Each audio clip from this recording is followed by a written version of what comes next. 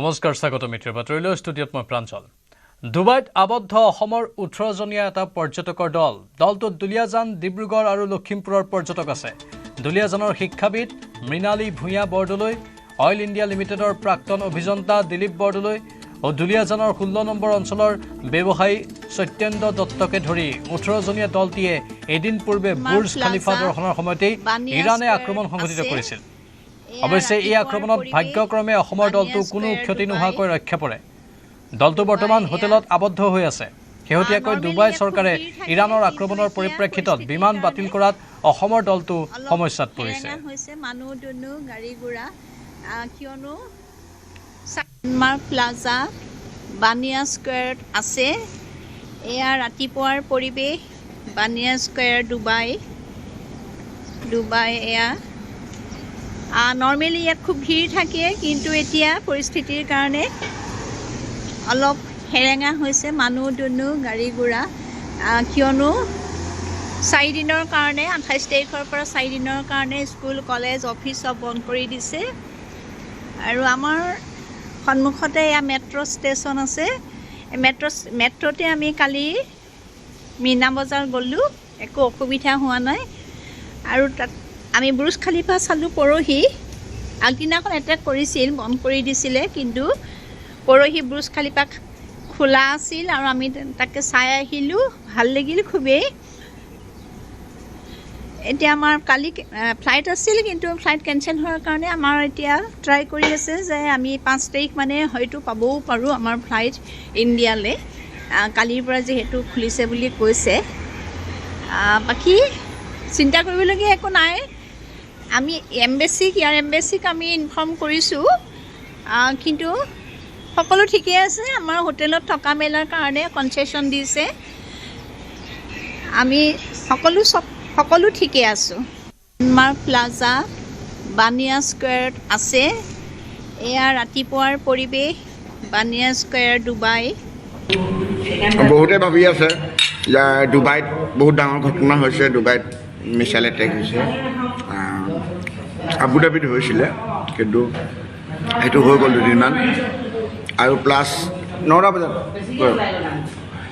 আমি বৰ্তমান 17জন ব্যক্তি আছোঁ আমি ডুবাইত আমি ডেৰাত আছোঁ হোটেলত আছোঁ আমি চব অ'কে আছোঁ ঠিকে আছোঁ কালিও ঘূৰি ফুৰিছোঁ বিশেষকৈ ইমান নাই হয়তো নিউজ চেনেলবোৰে বেছিকৈ দেখুৱাব পাৰে বেছি পেনিক কৰাইছে মানুহখিনি মোৰ অনুৰোধ সকলোকে যাতে ইমান নিউজবোৰ পেনিক নকৰে যাৰ কাৰণে অসুবিধা হয় মানুহৰ ইয়াত থকা মানুহখিনি বহুত চিন্তাত পৰি গৈছে ৰাতি মেছেজো পাই গৈছে ঘৰৰ পৰা ফোনো কৰিছে মই যিসকল মোৰ লগত আহিছে তেখেতলোকৰ অভিভাৱকক ঘৰৰ মানুহখিনি মই জনাওঁ যে একো চিন্তা নকৰিব সকলো ঠিকে আছে সকলো ভালে আছে বৰ্তমান এতিয়া ব্ৰেকফাষ্ট কৰি আছোঁ মোৰ লগত ইতিমধ্যে কেইবাজনো বহি আছে আপোনালোকে চাব পাৰে এখেতলোক বহি আছে ব্ৰেকফাষ্ট কৰি আছে আৰু এখেতলোকটো কালি ৰাতি 11:30 বজাত সোমাইছেহি কোনো এনেকুৱা ঘটনা অপ্ৰিয়কৰ ঘটনা হোৱা নাই গতিকে চিন্তা নকৰিব মই সকলোকে কৈছোঁ চিন্তা কৰি নাথাকিব চব আমি সকলো ঠিকে থাকে বৰ্তমানলৈকে ঠিকে থাকে আছোঁ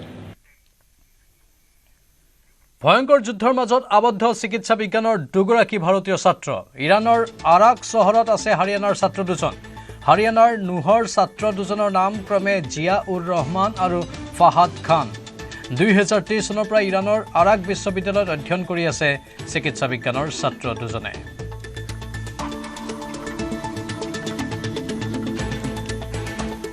বৰ্তমান এই যুদ্ধৰ ফলত বহু লোকৰ যোগাযোগ বিঘ্নিত হৈ পৰিছে বহু লোক ঘৰলৈ উভতি আহিব পৰা নাই কিন্তু এটাই কথা যে কোনো আতংকিত হ'ব নালাগে ধৈৰ্য আৰু সংযম ৰক্ষা কৰিব লাগে তাত থকা লোকসকলে এই বাৰ্তা প্ৰেৰণ কৰিছে আৰু তাৰ মাজতেই চিকিৎসা বিজ্ঞানৰ দুগৰাকী ভাৰতীয় ছাত্ৰ আবদ্ধ হোৱাৰ খবৰ ইৰানৰ আৰাক চহৰত আছে হাৰিয়ানাৰ ছাত্ৰ দুজন হাৰিয়ানাৰ নুহৰ ছাত্ৰ দুজনৰ নাম ক্ৰমে জিয়া উৰ ৰহমান আৰু ফাহাদ খান 2023 চনৰ পৰা ইৰানৰ আৰাক বিশ্ববিদ্যালয়ত অধ্যয়ন কৰি আছে চিকিৎসা বিজ্ঞানৰ ছাত্ৰ দুজনে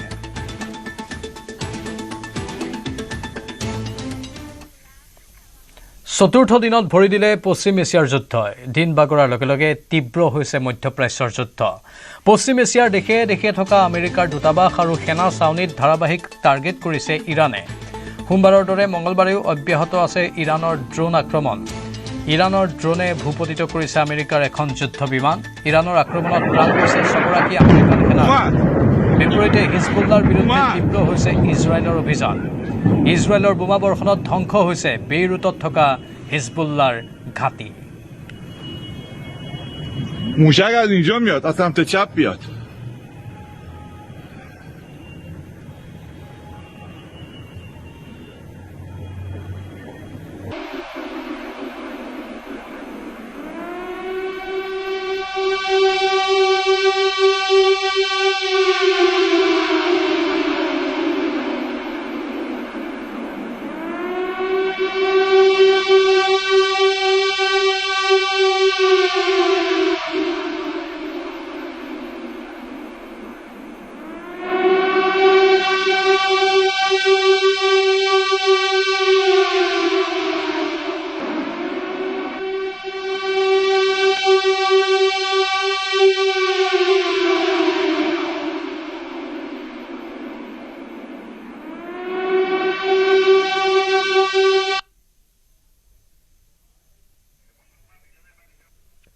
আৰু আমেৰিকা ইজৰাইলৰ আক্ৰমণৰ পিছত অব্যাহত আছে ইৰাণৰ প্ৰত্যাক্ৰমণ মধ্যপ্ৰাচ্যৰ কেইবাখনো ৰাষ্ট্ৰ ড্ৰোন আৰু মিছাইলেৰে আক্ৰমণ ইৰাণৰ কুৱেইট ইউএই বাহৰেইন কাটাৰ সৌদি আৰব ওমান কেইবাখনো ৰাষ্ট্ৰত আক্ৰমণ ইৰাণে কৰা এই আক্ৰমণ প্ৰতিহত কৰাৰ বাবে ব্যৱস্থা লৈছে দেশসমূহে শেহতীয়াকৈ দেশসমূহে ইৰাণে কৰা আক্ৰমণত প্ৰতিহত কৰা ড্ৰোন আৰু মিছাইলৰ পৰিসংখ্যা প্ৰকাশ কৰিছে কুৱেইটে ইৰাণৰ 178টা বেলিষ্টিক মিছাইল আৰু 384খন ড্ৰোন ক্ষতিগ্ৰস্ত কৰাৰ দাবী উত্থাপন কৰিছে ইউএইয়ে দাবী কৰিছে ইৰাণে উৎক্ষেপণ কৰা 169টা ক্ষেপণাস্ত্ৰ ধ্বংস কৰাৰ লগতে 44খন ড্ৰোন ধ্বংস কৰাৰ কথা বাহৰেইনে দাবী কৰিছে 70টা মিছাইল আৰু 76খন ড্ৰোন ক্ষতিগ্ৰস্ত কৰাৰ কাটাৰে 101টা মিছাইলৰ লগতে ইৰাণৰ 2খন Su-24 বিমান ধ্বংস কৰাৰ দাবী কৰিছে সৌদি আৰবত 8খন ড্ৰোন ক্ষতিগ্ৰস্ত কৰাৰ দাবী কৰা হৈছে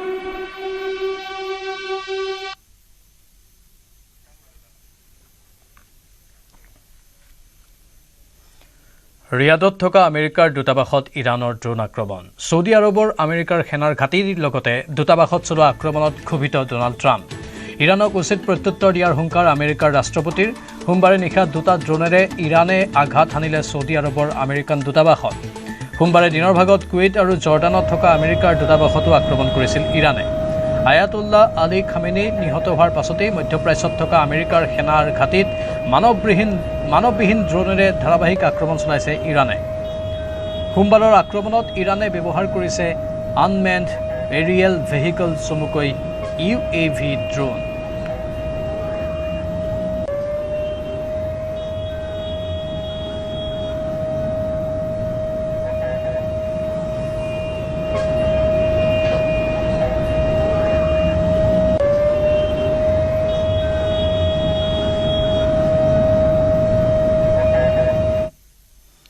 ইফালে ৰিয়াদ আক্ৰমণৰ প্ৰতিশোধ ল'বলৈ সাজু আমেৰিকা শীঘ্ৰে অধিক কঠোৰ প্ৰত্যুত্তৰ দিব বুলি হুংকাৰ ডোনাল্ড ট্ৰাম্পৰ ইৰাণত আমেৰিকাৰ আক্ৰমণ অব্যাহত থাকিব বুলিও সকিয়নি প্ৰদান কৰিছে আমেৰিকাই কোনো দেশক ভয় নকৰে বুলিও ট্ৰাম্পে হুংকাৰ দিছে আমেৰিকাক মহাশক্তিধৰ ৰাষ্ট্ৰ আখ্যা দিছে ডোনাল্ড ট্ৰাম্পে 4-5 সপ্তাহলৈ এই যুদ্ধ অব্যাহত থাকিব বুলি মন্তব্য কৰিছে ডোনাল্ড ট্ৰাম্পে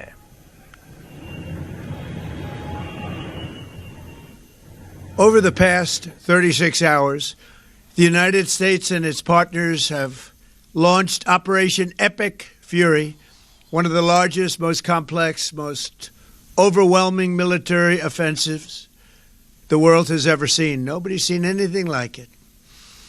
We have hit hundreds of targets in Iran, including Revolutionary Guard facilities, Iranian air defense systems. Just now, it was announced that we knocked out 9 ships plus their naval building, all in a matter of literally minutes. Iran's formerly supreme leader, Ayatollah Khamenei, is dead.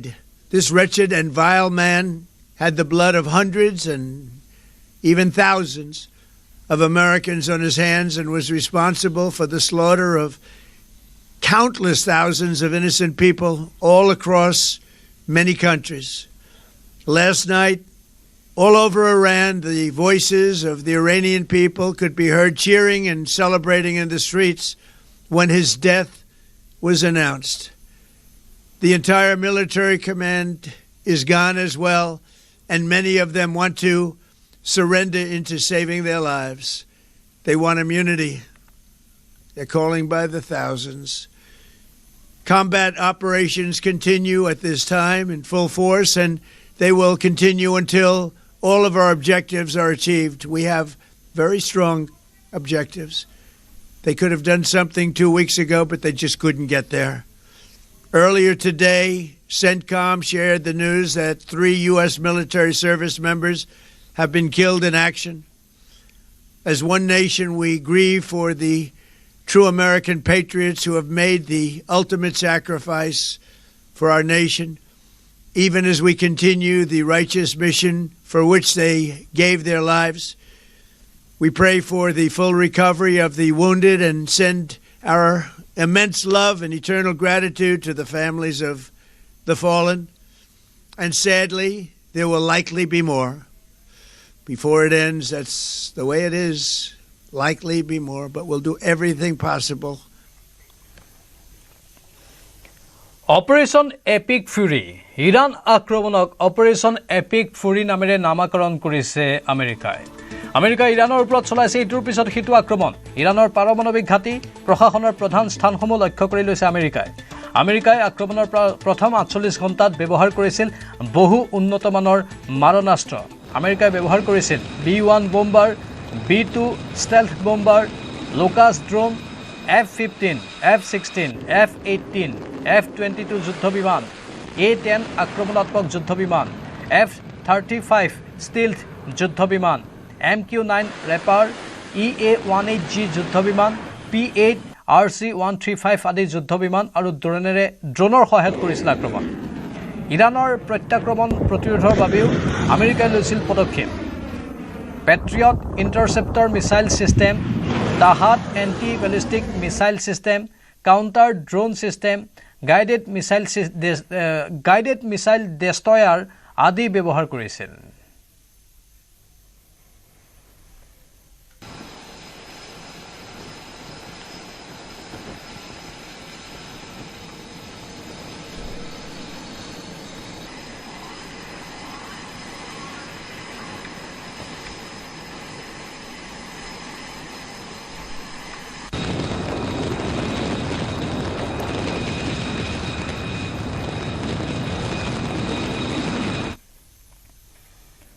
মধ্যপ্ৰাচ্যৰ যুদ্ধত হাহাকাৰ লাগিছে হাজাৰ হাজাৰ পৰ্যটকৰ।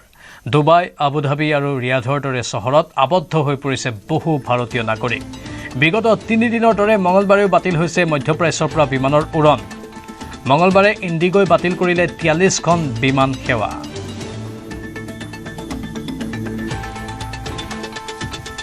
আৰু যুদ্ধ বিধ্বস্ত ডুবাইৰ পৰা স্বদেশলৈ উভতিল 2 শতাধিক ভাৰতীয়। ডুবাইৰ পৰা চেন্নাইত উপস্থিত হ'ল 217 গৰাকী ভাৰতীয়। বিশেষ বিমানযোগে চেন্নাইত উপস্থিত আবদ্ধ ভাৰতীয়সকল। বেংগালুৰু বিমানবন্দৰতো উপস্থিত কেইবাগৰাকীও যাত্ৰী। মধ্যপ্ৰাচ্যত আবদ্ধ ভাৰতীয়ক উদ্ধাৰ অভিযান আৰম্ভ। উদ্ধাৰ অভিযানৰ বাবে ভাৰতে বিমান প্ৰেৰণৰ কথা উল্লেখ কৰিছে। জেদ্দাৰ পৰা ভাৰতলৈ 10খন উদ্ধাৰকাৰী বিমান অহাৰ কথা আৰু ভাৰতীয়ক উদ্ধাৰৰ বাবে ইণ্ডিগোৱে প্ৰেৰণ কৰিছে বিমান। যাত্ৰীসকলৰ সুবিধাৰ বাবে জেদ্দাত থকা ভাৰতৰ কনচুলেট জেনেৰেলৰ সৈতেও যোগাযোগ ৰাখিছে চৰকাৰে।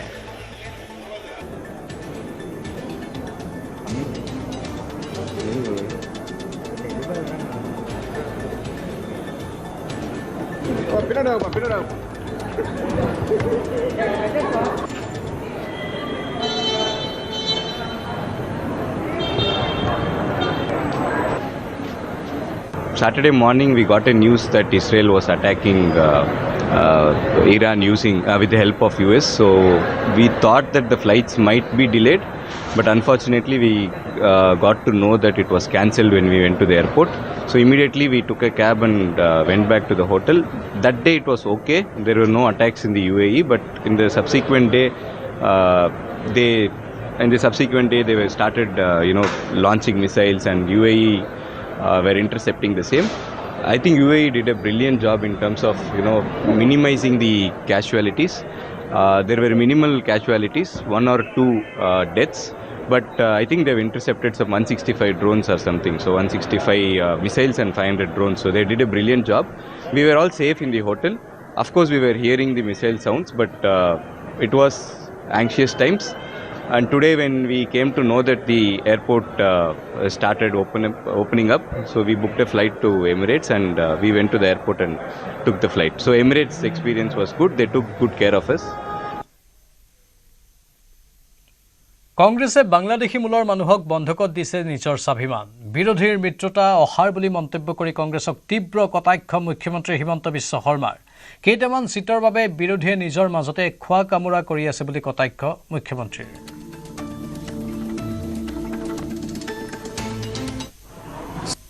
কংগ্ৰেছৰ যিখিনি চিটৰ কাৰণে তেওঁলোকৰ খোৱা কামোৰা হৈ আছে সেইখিনি হ'ল বাংলাদেশী মূলৰ মুছলিম জনসংখ্যা থকা যিবিলাক চিট সেইবিলাক চিটতহে তেওঁলোকৰ খোৱা কামোৰা চলি আছে তাৰ পৰাই অসমৰ ৰাইজে এটা কথা বুজি পোৱা উচিত যে কংগ্ৰেছ দল অসম আৰু অসমীয়াৰ মাজত নাই এই কথাটো একেবাৰে জল পটপট কৰি আজি ওলাই আহিছে অখিল গগৈৰ লগতো কাজিয়া কোনকেইটা চিটক লৈ লাগি আছে বাংলাদেশী মূলৰ মুছলিম চিট কেইটা তাৰ মানে মই প্ৰথমৰ পৰাই কৈ আছো যে তেওঁলোক অসম আৰু অসমীয়াৰ লগত নাই নাটক কৰাটো বাদ দিয়ক কিন্তু এতিয়া যদি যোৰহাট চিট লৈ কাজিয়া লাগিলহেঁতেন ডিব্ৰুগড় লৈ কাজিয়া লাগিলহেঁতেন তেতিয়া আপুনি বুজি পাব কিন্তু তেওঁলোকৰ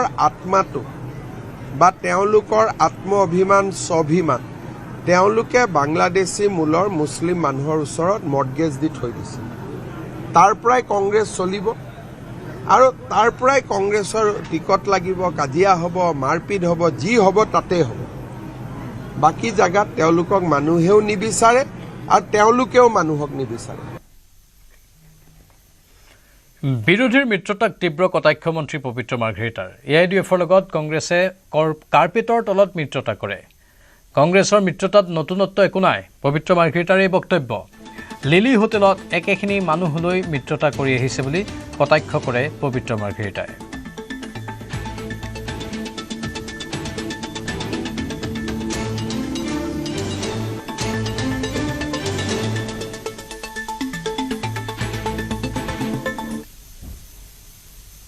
যি মিত্ৰতাত কোনো নতুনত্ব নাই যিবিলাক ইতিমধ্যে বহুবাৰ কুচকাৱাজ কৰিছে বহুবাৰ মিত্ৰতা হৈছে আনকি পূৰ্বতেতো এডিএফৰ লগতে আছিল দেখুৱা দেখিকৈ এতিয়া বাৰু তেওঁলোকে মানে কাৰ্পেটৰ তলৰ মিত্ৰতা কৰে কংগ্ৰেছ এডিএফৰ লগত সেইটো বেলেগ কথা কিন্তু মই বাৰে বাৰে এইটো কৈছোঁ অখিল গগৈ ৰুইন গগৈ গৌৰৱ গগৈ কি কয় ৰকিবুদ্দিন আহমেদ ৰকিবুল হুছেইন অজিত ভূঞা এই মানুহখিনিতো সদায় লিলি হোটেলত বহিছে যোৱা 12-15 বছৰ ধৰি সদায় মিত্ৰতা কৰি আছে গতিকে তাত কিবা নতুনত্ব আছে নেকি যিহেতু নতুনত্ব নাই মোৰ তাত কমেণ্ট দিবলগীয়া একো নাই যদি বোলে তাত বহুকেইটা ৰাজনৈতিক দল নতুনকৈ সোমাইছে এই মানুহখিনিতো আমি একেখিনি কথা একেই বাইত একেই উফন্দি একেই মান অভিমান একেই মাজে মাজে এৰি আকৌ বিৰহ আৰু মিলনৰ গান এইবিলাক বস্তুটো আমি সদায় দেখি আহিছোঁ গতিকে যিটো নতুনত্ব নাই তাত মোৰ ক'বলগীয়া একো নাই তেখেতসকলৰ প্ৰতি শুভেচ্ছা আছে আৰু আটাইতকৈ ডাঙৰ কথা এই এলায়েন্সটোৱে বাৰে বাৰে গঠন কৰে আৰু বাৰে বাৰে অসমৰ ৰাইজে তেওঁলোকক প্ৰত্যাখ্যান কৰে আপোনালোকে চাওক লোকসভা বিধানসভা পৰিষদীয় নিৰ্বাচন বিভিন্ন জনগোষ্ঠীয় পৰিষদীয় নিৰ্বাচন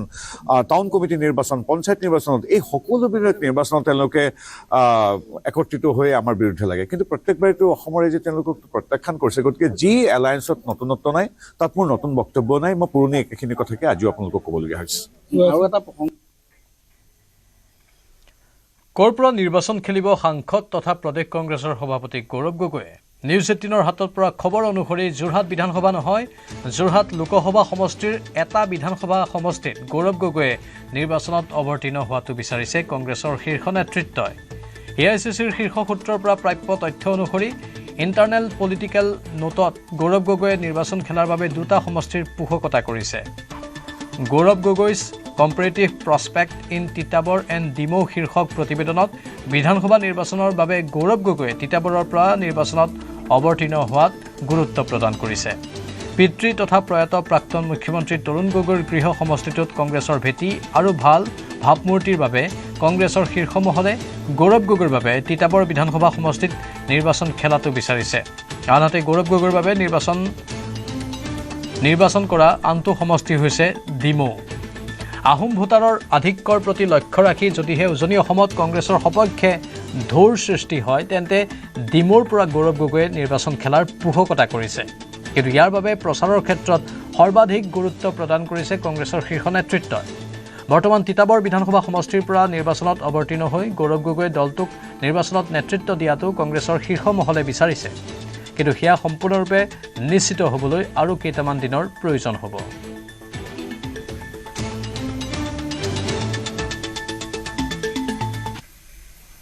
বজালীৰ পাঠশালাত অসম গণ পৰিষদৰ সংকল্প যাত্ৰা ৩,০০০ৰো অধিক বাইকেৰে বজালীত অসম গণ পৰিষদৰ নিৰ্বাচনী ৰণলংকা সংকল্প সভাত অংশগ্ৰহণ কৰিছে অগপৰ জ্যেষ্ঠ নেতা ফণীভূষণ চৌধুৰী জিতু গোস্বামী আৰু হাজাৰ হাজাৰ দলীয় কৰ্মী সমৰ্থকে বজালী সমষ্টিৰ বিধায়ক তথা কেবিনেট মন্ত্ৰী ৰঞ্জিত কুমাৰ দাসে ভৱানীপুৰ সৰ্বুক সমষ্টিৰ পৰা নিৰ্বাচন খেলাটো এক প্ৰকাৰ নিশ্চিত হোৱাৰ পাছতে বজালী সমষ্টি অগপক এৰি দিয়াৰ সিদ্ধান্ত লোৱাৰ পাছত পাঠশালাত অগপই অনুষ্ঠিত কৰে সংকল্প যাত্ৰা এই কাৰ্যসূচীৰে বজালী সমষ্টিৰ প্ৰাৰ্থিত্ব প্ৰত্যাশী ৰঞ্জিত ডেকাই প্ৰদৰ্শন কৰে শক্তি সংকল্প যাত্ৰাৰ ৰেলীত অংশ লয় হাজাৰ হাজাৰ বাইক আৰোহীয়ে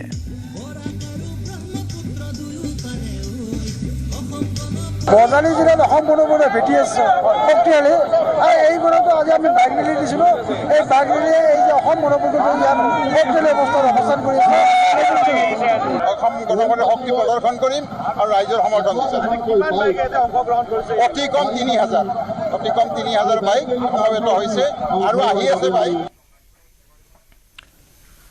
আজি কাজিৰঙাৰ চৰকাৰী অৰ্কিড উদ্যান ৰাইজৰ বাবে মুকলি কৰিব মুখ্যমন্ত্ৰী হিমন্ত বিশ্ব শৰ্মাই প্ৰায় ১৬ কোটি টকা ব্যয়েৰে উদ্যান শস্য খণ্ডত নতুনকৈ সংযোজন কৰা হৈছে কাজিৰঙা অৰ্কিড উদ্যান ২০ বিঘা ভূমিত ৬০০ বিধৰো অধিক দেশীয় আৰু বিদেশী অৰ্কিড প্ৰজাতি প্ৰদৰ্শন আৰু সংৰক্ষণৰ ব্যৱস্থা কৰিছে ৰাজ্য চৰকাৰে কাজিৰঙা অৰ্কিড উদ্যানত থাকিব সাংস্কৃতিক মঞ্চ পৰ্যটন নিবাস প্ৰশাসনিক ভৱন আৰু শিশু উদ্যান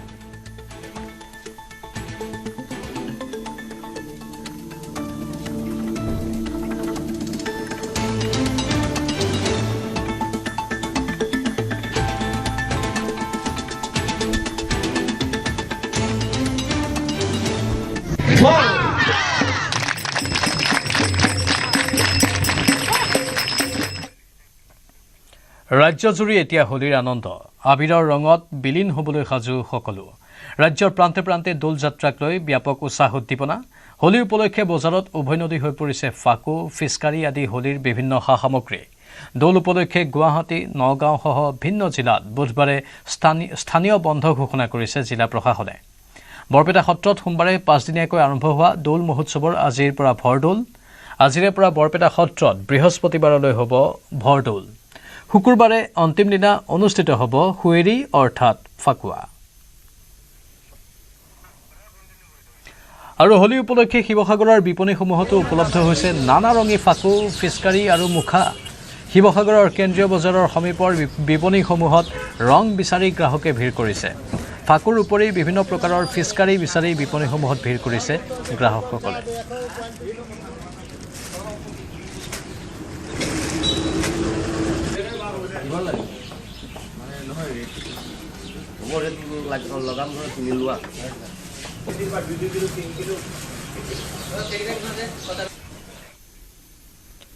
শ্ৰীকৃষ্ণৰ দোল যাত্ৰা এই মহোৎসৱক লৈ উখল মাখল বটদ্ৰৱা থান দোল মহোৎসৱৰ দ্বিতীয় দিনা গোসাঁইৰ মূৰত ফাকু দিয়া উৎসৱ বটদ্ৰৱাৰ দোল উৎসৱত অংশগ্ৰহণ কৰিছে মুখ্যমন্ত্ৰী হিমন্ত বিশ্ব শৰ্মাই গায়ন বায়নেৰে বটদ্ৰৱা থানক আদৰিলে মুখ্যমন্ত্ৰীগৰাকী ভিন্ন প্ৰান্তৰ ভকত বৈষ্ণৱৰ উপস্থিতিত দ্বিতীয় বৈকুণ্ঠপুৰীলৈ পৰিণত হ'ল বটদ্ৰৱা থান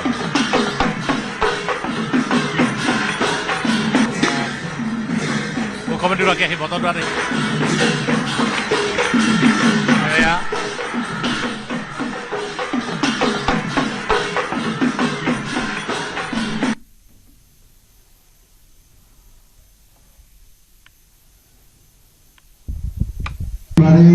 বটদ্ৰৱা থানত ফল্গু উৎসৱৰ দিনা আহিবলৈ চেষ্টা কৰোঁ আৰু কেতিয়াবা সৌভাগ্য হয় কেতিয়াবা নহয় এইবাৰ নিশ্চিতভাৱে মই সৌভাগ্যৱান বুলি বিবেচিত হৈছোঁ বা ভাবিছোঁ যে ভোলগো উৎসৱৰ দিনা থানত আহি সেৱা কৰাৰ এটা সুযোগ পালোঁ। সকলোকে মই ধন্যবাদ জনাইছোঁ। বিশেষ মই কথা ক'ব নোখোজোঁ, কাৰণ আমি সকলোৱে এই থানখনৰ উন্নয়নৰ বাবে চেষ্টা কৰি আছোঁ। অনাগত দিনতো আমাৰ প্ৰচেষ্টা নিশ্চিতভাৱে চলি থাকিব, যাতে আমি ইয়াত এটা অসমলৈ যিমান পৰ্যটক আহে এবাৰৰ বাবেও আহি যাতে গুৰুজনাক সেৱা কৰি যাব পাৰে। বটদ্ৰৱা থানত দেহৰক্ষীৰ বিৰুদ্ধে অস্বস্তিত পৰিল মুখ্যমন্ত্ৰী। জাতীয় সাজপাৰৰ পৰিৱৰ্তে পেণ্ট চাৰ্ট পৰিধান কৰি বটদ্ৰৱা থানত প্ৰৱেশ কৰাৰ লগে লগে জাঙুৰ খাই উঠিল মুখ্যমন্ত্ৰী হিমন্ত বিশ্ব শৰ্মা। পেণ্ট চাৰ্ট পৰিধান কৰি থানৰ ভিতৰত প্ৰৱেশ কৰা মাত্ৰকে নিৰাপত্তাৰক্ষীগৰাকীক বাহিৰলৈ উলিয়াই দিলে মুখ্যমন্ত্ৰীয়ে। পেণ্ট চাৰ্ট পৰিধান কৰি থকা সকলো নিৰাপত্তাৰক্ষীক থানৰ বাহিৰতেই থাকিবলৈ ক'লে মুখ্যমন্ত্ৰী হিমন্ত বিশ্ব শৰ্মাই।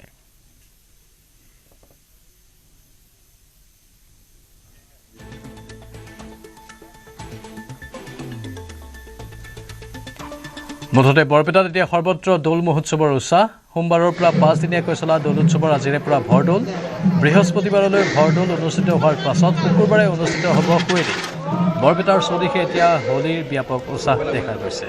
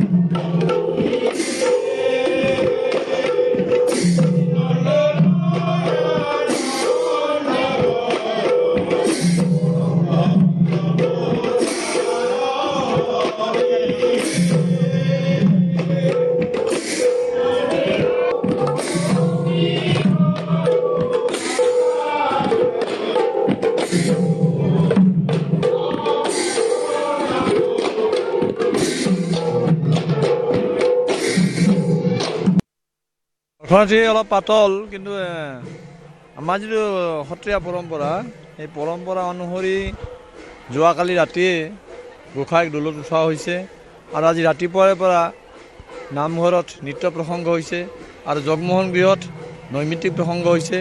নৈমিত্তিক প্ৰসংগৰ পিছত 5টা ঘোষা গোৱা হয় আৰু তাৰপাছতে গায়ন বায়নৰ 5টা গীত গোৱা হয় আৰু সেই গীতৰ শেষত বুঢ়া সত্ৰীয়াক আমন্ত্ৰণ কৰা হয় গোসাঁইত ফাকু দিবৰ কাৰণে, কাৰণ বুঢ়া সত্ৰীয়াই গোসাঁইক ফাকু দিয়াৰ আগতে কোনোৱে ফাকু দিব নোৱাৰে আৰু সেইকাৰণে বুঢ়া সত্ৰীয়াক মাতি নি তাতে বহোৱা হয় আৰু তাতে পূজা কৰা হয়। 2জন পূজাৰী থাকে আৰু বুঢ়া সত্ৰীয়া সেই পূজাটো কৰে। পূজাটোৰ অন্তত প্ৰায় 45 মিনিটমান সময় ধৰি পূজা কৰা হয় আৰু সেই পূজাৰ অন্তত মানে গোসাঁইক নিয়ম অনুসাৰে ফাকু দিব লাগে আৰু বুঢ়া সত্ৰীয়াই ফাকু দিয়াৰ পাছতে বাকী সকলোৰে কাৰণে ফাকু দিয়াৰ কাৰণে মুকলি হয় আৰু বুঢ়া সত্ৰীয়াই আজ্ঞা দিব লাগে যে ফাকু দিব পৰা হৈছে আৰু গতিকে বুঢ়া সত্ৰীয়াই যিটো ৰীতি, সেই ৰীতি অনুসৰি বুঢ়া সত্ৰীয়াই দিয়াব এতিয়া সকলোৱে ফাকু দিব পৰা হৈছে। উত্তৰ গুৱাহাটীৰ দৌল গোবিন্দ মন্দিৰত 5 দিনীয়াকৈ উদযাপন কৰা হৈছে দৌল মহোৎসৱ। ভাগৱত পাঠ, নাম প্ৰসংগৰে মুখৰিত হৈ পৰিছে দৌল গোবিন্দ মন্দিৰ। আজি অনুষ্ঠিত হয় প্ৰভুক ফাকু দিয়া পৰ্ব। অৱশ্যে চন্দ্ৰগ্ৰহণৰ বাবে বিয়লি 3 বজাৰ পৰা সন্ধিয়া 7 বজালৈ বন্ধ থাকিব মন্দিৰৰ মূল দুৱাৰ। ইপিনে লক্ষাধিক ভক্তক আদৰিবলৈ চাহ জলপান, দুপৰীয়াৰ আহাৰৰ ব্যৱস্থা কৰিছে মন্দিৰ পৰিচালনা সমিতিয়ে।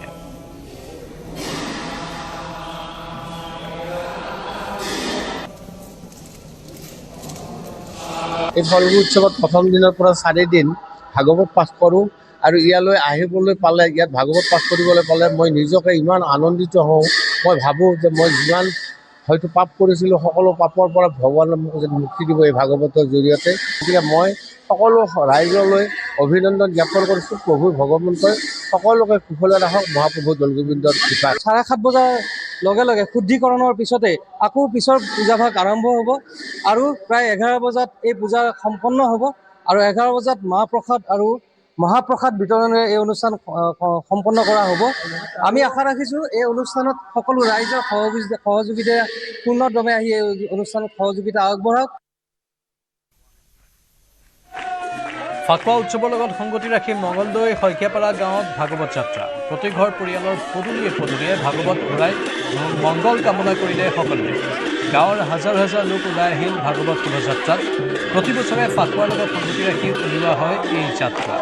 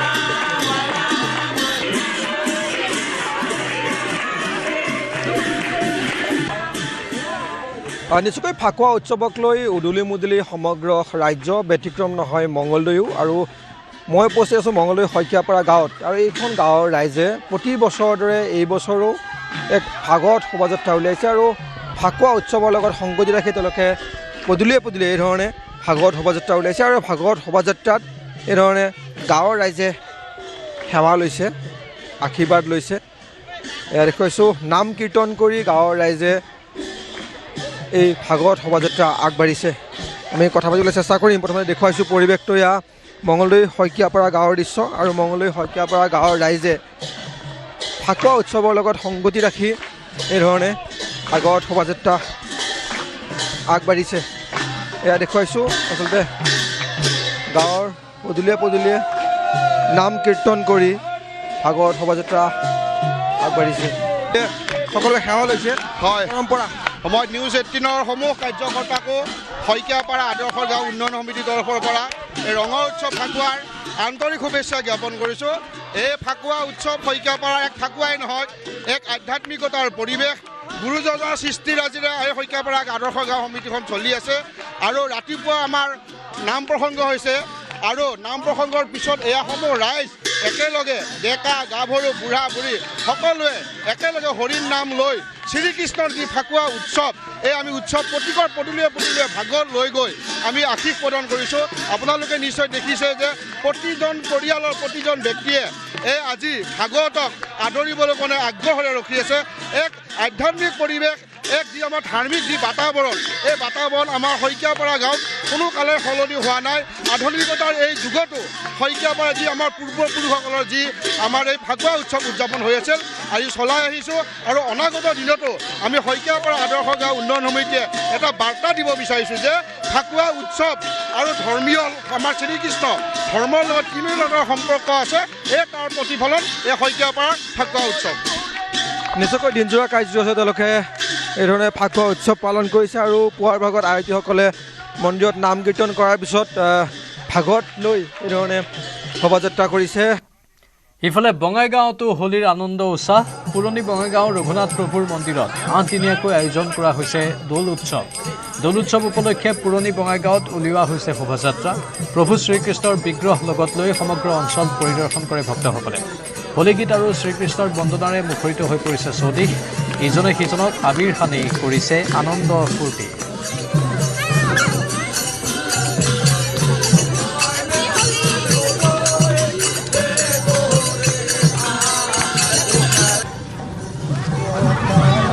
হেপী হোলী।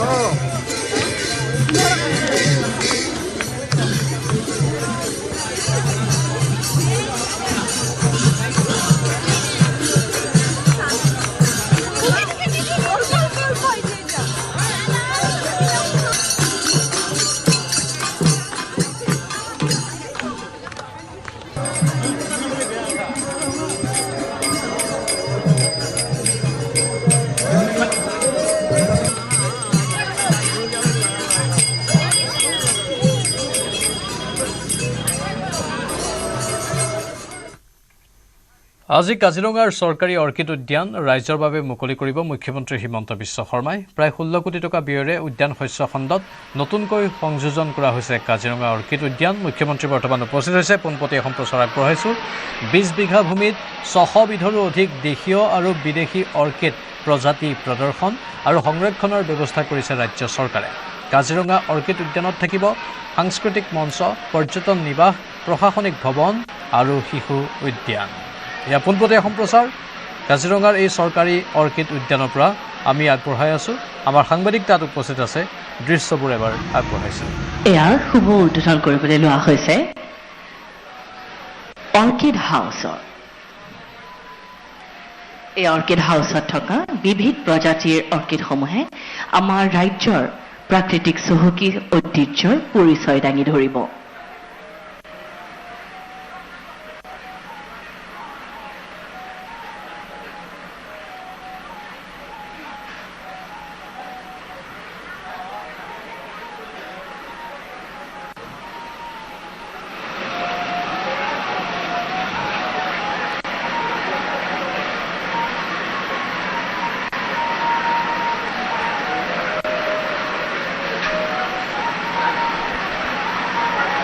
এয়া হ'ল এম্পি থিয়েটাৰ, আটকধুনীয়া এম্পি থিয়েটাৰ।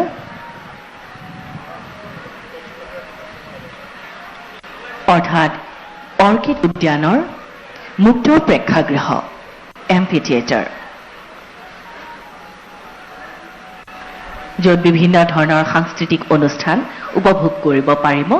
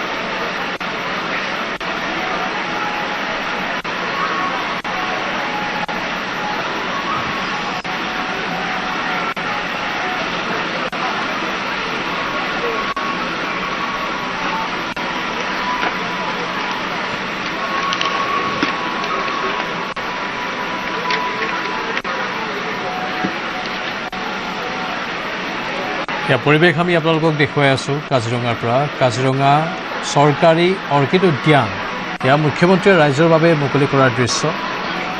প্ৰায় 16 কোটি টকা ব্যয়েৰে উদ্যান শস্য খণ্ডত নতুনকৈ সংযোজন কৰা হৈছে এই কাজিৰঙা অৰ্কিড উদ্যান। 20 বিঘা ভূমিত 600 বিধৰো অধিক দেশীয় আৰু বিদেশী অৰ্কিড প্ৰজাতি প্ৰদৰ্শন আৰু সংৰক্ষণৰ ব্যৱস্থা কৰিছে ৰাজ্য চৰকাৰে। মুখ্যমন্ত্ৰীগৰাকীয়ে পৰিস্থিতিৰ বুজ লৈছে, লগতে তাত কেনেধৰণে এই ব্যৱস্থাবোৰ কৰা হৈছে তাৰে আভাস তেওঁৰ সন্মুখত দাঙি ধৰা হৈছে। কাজিৰঙা অৰ্কিড উদ্যানত থাকিব সাংস্কৃতিক মঞ্চ, পৰ্যটন নিবাস, প্ৰশাসনিক ভৱন আৰু শিশু উদ্যান। প্ৰতি বছৰে বহু দেশী বিদেশী পৰ্যটক কাজিৰঙালৈ আহে। তেওঁলোকে যাতে কাজিৰঙাত আহি প্ৰতিটো বস্তুৰ বিষয়বস্তুৰ যাতে আনন্দ ল'ব পাৰে। ইয়াৰ কেৱল বন্যপ্ৰাণী বা বন্য জীৱ জন্তু অথবা আন বিষয়বস্তুৱেই নহয়, প্ৰকৃতিৰ প্ৰকৃত অৰ্থত শোভা তেওঁলোকে যাতে পাব পাৰে তাৰ ব্যৱস্থা ৰাজ্য চৰকাৰে কৰিছে। 20 বিঘা ভূমিত 600 বিধৰো অধিক দেশীয় আৰু বিদেশী অৰ্কিড প্ৰজাতি ইয়াত উপলব্ধ। ইয়াত প্ৰদৰ্শন কৰা হ'ব সকলোৰে বাবে আৰু সংৰক্ষণৰ ব্যৱস্থা কৰিছে ৰাজ্য চৰকাৰে। প্ৰায় 16 কোটি টকা ব্যয়েৰে উদ্যান শস্য খণ্ডত নতুনকৈ সংযোজন কৰা হৈছে এই কাজিৰঙা অৰ্কিড উদ্যান।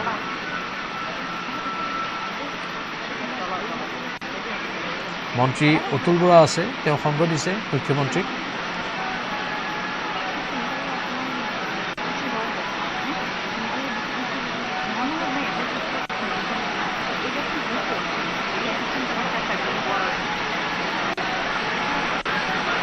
কাজিৰঙা চৰকাৰী অৰ্কিড উদ্যান ৰাইজৰ বাবে মুকলি কৰিছে মুখ্যমন্ত্ৰী হিমন্ত বিশ্ব শৰ্মাই। দেশী আৰু বিদেশী অৰ্কিড প্ৰজাতি ইয়াত প্ৰদৰ্শন আৰু সংৰক্ষণৰ ব্যৱস্থা গ্ৰহণ কৰা হৈছে। এই অৰ্কিড উদ্যানত পৰ্যটকৰ আকৰ্ষণৰ বাবে সাংস্কৃতিক মঞ্চও নিৰ্মাণ কৰা হৈছে, পৰ্যটন নিবাসৰ ব্যৱস্থা কৰা হৈছে, প্ৰশাসনিক ভৱন আৰু শিশু উদ্যানো সংলগ্ন কৰা হৈছে। প্ৰতিটো বয়সৰ, প্ৰতিটো ধাপৰ প্ৰতিগৰাকী ব্যক্তিয়ে যাতে আনন্দ ল'ব পাৰে, এই অৰ্কিডবোৰৰ বিষয়ে জ্ঞান ল'ব পাৰে, সেই ব্যৱস্থা ৰাজ্য চৰকাৰৰ তৰফৰ পৰা গ্ৰহণ কৰা হৈছে। এয়া কাজিৰঙাৰ দৃশ্য আমি দেখুৱাইছোঁ, কাজিৰঙাৰ পৰা পোনপটীয়া সম্প্ৰচাৰ। প্ৰতি বছৰেই নৱেম্বৰৰ পৰা এপ্ৰিল মে'লৈকে পৰ্যটক আহিয়ে থাকে। স্থানীয় পৰ্যটকো আহে কাজিৰঙালৈ। দেশীয় পৰ্যটক বা বিদেশী পৰ্যটকৰ এতিয়া অসমৰ মাননীয় মুখ্যমন্ত্ৰী মহোদয়ে আজিৰ এই সভাত অংশগ্ৰহণ কৰি ৰাইজক সম্বোধন কৰিব। আৰু এতিয়া মুখ্যমন্ত্ৰীয়ে ৰাইজলৈ বুলি কিছু বক্তব্য আগবঢ়াব কাজিৰঙা চৰকাৰী অৰ্কিড উদ্যানৰ পৰা। আমি সেই মন্তব্য শুনিবলৈ চেষ্টা কৰিম। গোটেই অৰ্কিড উদ্যানখন পৰিভ্ৰমণ কৰিলে মুখ্যমন্ত্ৰীগৰাকীয়ে, চৌদিশ চালে আৰু বুজ ল'লে। কাৰণ মাটিকালিৰ ফালৰ পৰা যদি আমি চাবলৈ যাওঁ, 20 বিঘা ভূমি আৰু এই 20 বিঘা ভূমিত 600 বিধৰো অধিক দেশীয় আৰু বিদেশী অৰ্কিড প্ৰজাতি সংৰক্ষণ কৰাৰ ব্যৱস্থা গ্ৰহণ কৰা হৈছে আৰু প্ৰদৰ্শন কৰাৰ ব্যৱস্থা গ্ৰহণ কৰা হৈছে। সামগ্ৰিকভাৱে গোটেই ব্যৱস্থাসমূহৰ বিষয়ে বুজ লৈছে মুখ্যমন্ত্ৰী হিমন্ত বিশ্ব শৰ্মাই। আৰু সেই অৰ্কিডবোৰৰ কিছু দৃশ্যও আমি টিভিৰ পৰ্দাত আপোনালোকক দেখুৱাইছোঁ।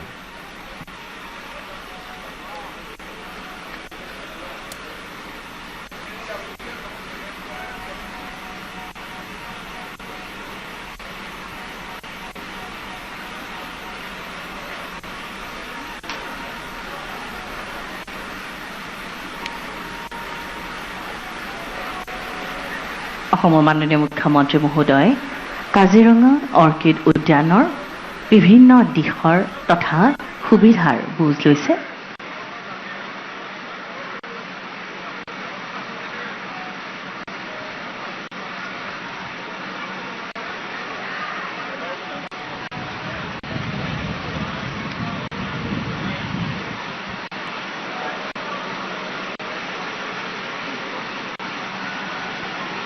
উদ্যানৰ জৰিয়তে এতিয়া পৰ্যটকসকলে কেৱল কাজিৰঙাৰ বন্যপ্ৰাণী অথবা বনাঞ্চলবোৰৰ সৌন্দৰ্য উপভোগ কৰাই নহয়, আমাৰ অৰ্কিডবোৰৰ বিষয়েও বহুত জ্ঞান লাভ কৰিবলৈ সক্ষম হ'ব।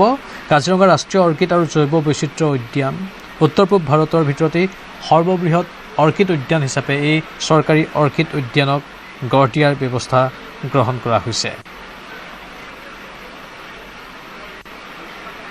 সমগ্ৰ উত্তৰ পূৰ্বাঞ্চলৰ পৰা সংগ্ৰহ কৰা কেইবাবিধ বা কেইবা প্ৰজাতিৰ অৰ্কিড ইয়াত দেখিবলৈ পোৱা যাব বুলি সম্ভাৱনা প্ৰকাশ কৰা হৈছে।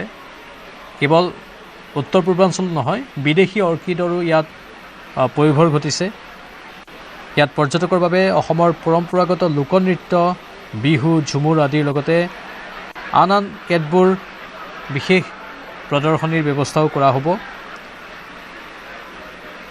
ইয়াত ধানৰ সংগ্ৰহালয়, বাঁহৰ বিভিন্ন প্ৰজাতিৰ উদ্যান আৰু অসমীয়া লোক সংস্কৃতিৰ সৈতে জড়িত পুৰণি সামগ্ৰীৰো এক বিশেষ সংগ্ৰহালয়ৰ ব্যৱস্থা কৰা হৈছে। বিভিন্ন ক্ষেত্ৰত নিযুক্তি প্ৰদান কৰাৰ লগতে তেখেতসকলক স্বাৱলম্বী কৰি তোলা, আত্মনিৰ্ভৰ কৰি তোলাৰ লগতে ভাৰতৰ বিভিন্ন অনুষ্ঠান প্ৰতিষ্ঠান আৰু উদ্যোগসমূহক অসমলৈ লৈ অনাৰ পৰা আদি কৰি আমাৰ প্ৰাকৃতিক সৌন্দৰ্য সংৰক্ষণ কৰাৰ লগতে আমাক সকলোকে এখন সুন্দৰ আৰু পৰৱৰ্তী খবৰ। উত্তৰ গুৱাহাটীৰ দৌল গোবিন্দ মন্দিৰত 5 দিনীয়াকৈ উদযাপন কৰা হৈছে দৌল মহোৎসৱ। ভাগৱত পাঠ, নাম প্ৰসংগৰে মুখৰিত হৈ পৰিছে দৌল গোবিন্দ মন্দিৰ। আজি অনুষ্ঠিত হয় প্ৰভুক ফাকু দিয়া পৰ্ব। অৱশ্যে চন্দ্ৰগ্ৰহণৰ বাবে বিয়লি 3 বজাৰ পৰা সন্ধিয়া 7 বজালৈ বন্ধ থাকিব মন্দিৰৰ মূল দুৱাৰ। ইপিনে লক্ষাধিক ভক্তক আদৰিবলৈ চাহ জলপান, দুপৰীয়াৰ আহাৰৰ ব্যৱস্থা কৰিছে মন্দিৰ পৰিচালনা সমিতিয়ে।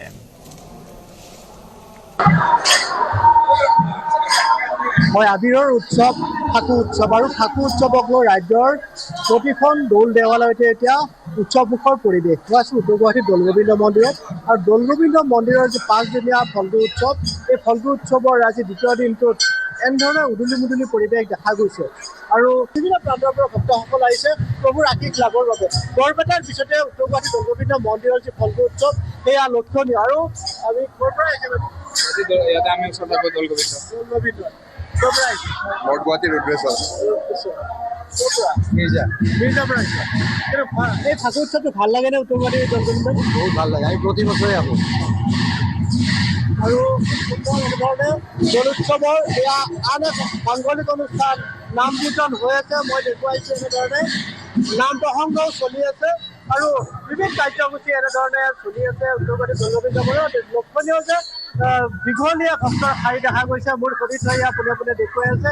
এনেধৰণে মই দেখুৱাইছোঁ, চাওক কি ধৰণে শাৰী শাৰী ভক্তৰ এনেদৰে সমদল দেখা গৈছে। প্ৰত্যেকেই প্ৰভু দৰ্শনৰ বাবে আহিছে আৰু প্ৰত্যেকেই এনেধৰণে আচলতে প্ৰভুৰ ধূপ দীপ নৈবেদ্যৰে প্ৰাৰ্থনা জনাইছে আৰু ইতিমধ্যে মন্দিৰত আচলতে এনেধৰণৰ ফাকু গীতৰ জাউৰি উঠিছে।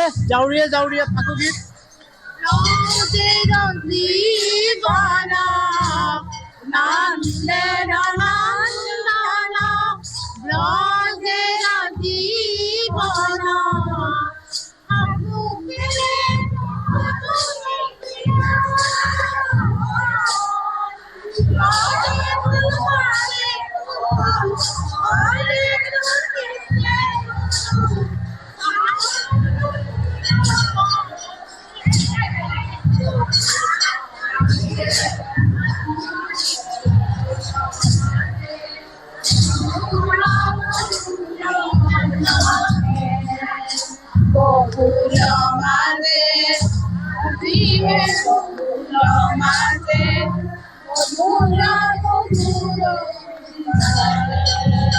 এনেধৰণে আচলতে ফাকু গীতৰ জাউৰিয়ে জাউৰিয়ে প্ৰভু বন্দনা চলিছে আৰু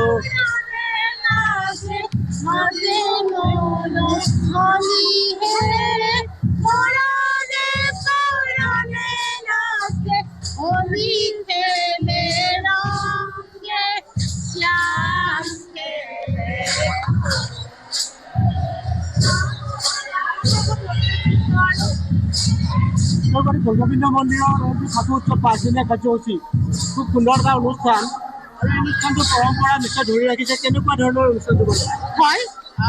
যোৱা কালিৰ পৰা মেঘদাস পৰ্বৰে আজি মহাপূজা 5 দিনীয়াকৈ এই দৌল উৎসৱ অনুষ্ঠিত হ'ব। আমি সকলোকে অসমবাসী ৰাইজকে আমি এই দৌল উৎসৱৰ আন্তৰিক শুভেচ্ছা জনাইছোঁ। দৌল উৎসৱেই হ'ল ৰঙৰ উৎসৱ।